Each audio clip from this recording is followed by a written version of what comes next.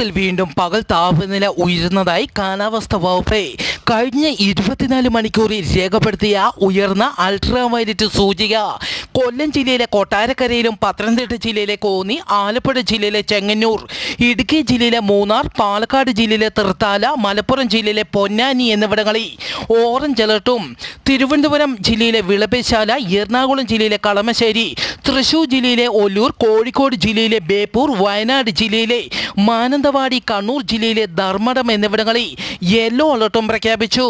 പകൽ 10 മണി മുതൽ 3 മണി വരെയുള്ള സമയങ്ങളിലാണ് ഉയർന്ന അൾട്രാവയലറ്റ് സൂചിക രേഖപ്പെടുത്തുന്നത്. ആയതിനാൽ ഈ സമയങ്ങളിൽ കൂടുതൽ നേരം ശരീരത്തിൽ സൂര്യപ്രകാശം ഏൽക്കുന്നത് ഒഴിവാക്കണമെന്നും അറിയിച്ചു.